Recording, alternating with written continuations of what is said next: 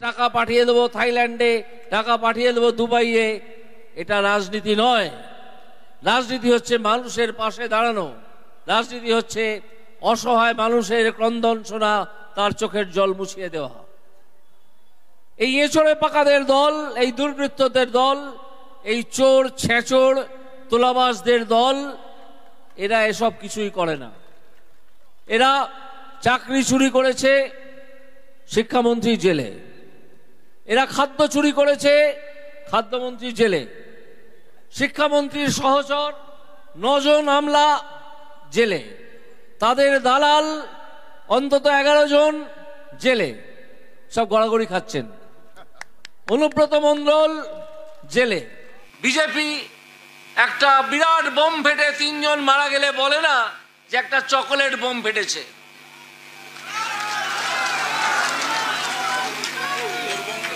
যদি ওটা chocolate bomb হয়, তাহলে সেই যে নেত্রী, দুর্নীতিগ্রস্ত তৃণমূলের নেত্রী, তার নাম আমি মুখে আনতে চাই না, আপনারা জানেন,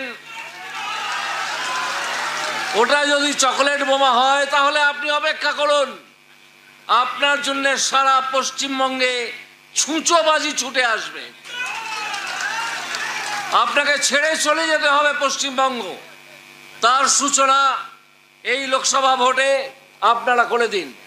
এই তৃণমূল চোর ছেঁচড় তোলাবাজদের দল, তারা এখন একটা দাঙ্গা করার পরিকল্পনা নিয়ে এগোচ্ছে। তারা এখন বিভিন্ন রকম চুরি চামারি করে বিপর্যস্ত হয়ে গেছে, দলটা ভেতরে ভেতরে ভেঙে গেছে।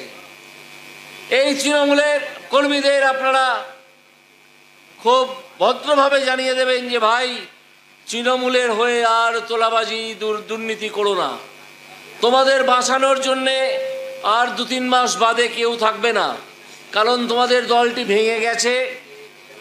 আমরা বিভিন্ন সূত্রে সে খবর পাচ্ছি। আর আমরা বিজেপি যদি 25 বা তার বেশি আসন পাই, আমার বিশ্বাস তার বেশিই পাবো, তাহলে এই সরকার, তৃণমূল কংগ্রেস দ্বারা পরিচালিত সরকার, তারা নিজেরাই হুড়মুড় করে ভেঙে পড়বে। সুতরাং তৃণমূল কংগ্রেসকে ভয় পাওয়ার কোনো কারণ নেই। তৃণমূল কংগ্রেসকে জানিয়ে দিন যে তোমাদের দিন শেষ। আমি যখন ভারতীয় জনতা পার্টিতে জয়েন করলাম এই মাসখানেক আগে, তখন একজন খুব বড় কাগজের সাংবাদিক এসে আমায় জিজ্ঞেস করলেন যে আপনি কি করবেন, রাজনীতিতে জয়েন করলেন। বললাম আমাকে আমার দল যা নির্দেশ দেবে তাই করব। বললেন আর কি করবেন? বললাম আর ঘুরবো, মাঠে ঘাটে মানুষের পাশে যাব। এখানে তো শুধু বিচার ব্যবস্থায় ওপরে বসে থাকতাম, এখন মানুষের পাশে যেতে হবে, মানুষের প্রচুর অসহায়তা। এবার তিনি হেসে বললেন, তৃণমূল সম্বন্ধে স্যার আপনাকে আর কিছু করতে হবে না, ওকে শুভেন্দু অধিকারী একাই শেষ করে দিয়েছে।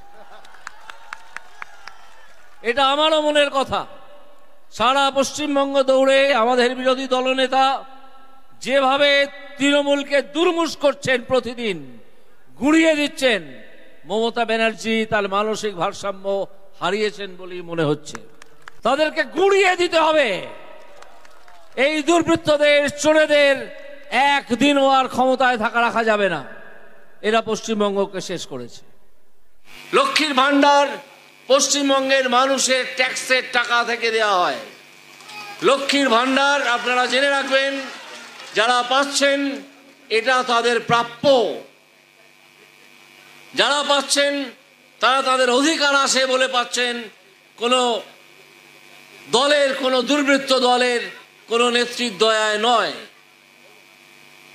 এই ধরনের প্রকল্প ভারতবর্ষের অন্যান্য অনেক রাজ্য যেখানে বিজেপি আছে সেখানে চলছে।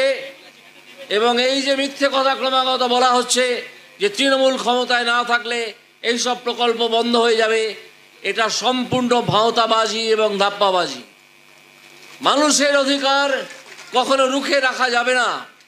মানুষের অধিকার মানুষ নিজেই বুঝে নেয় এবং নিয়েছে, তাই আপনি টাকা দিতে বাধ্য হয়েছেন।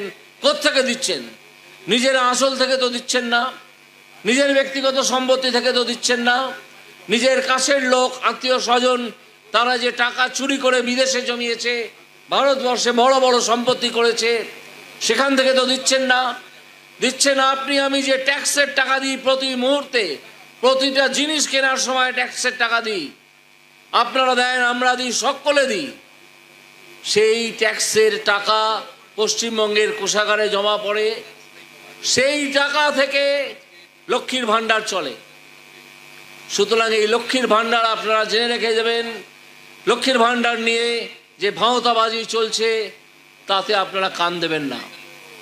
এই লক্ষ্মীর ভাণ্ডার আপনাদের প্রাপ্য, যারা পাচ্ছেন তাদের প্রাপ্য, তাদের অধিকার।